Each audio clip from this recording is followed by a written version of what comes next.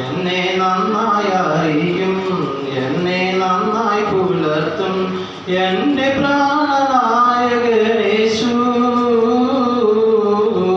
എന്നെ നന്നായി അറിയും, എന്നെ നന്നായി പുലർത്തും എൻ്റെ പ്രാണനായകനേശു.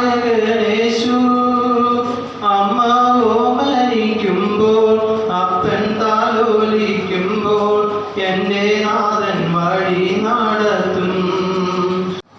അപ്പം ഇതില് കുറച്ച് പേരും തരും. അതിൽ ഓരോരുത്തരെ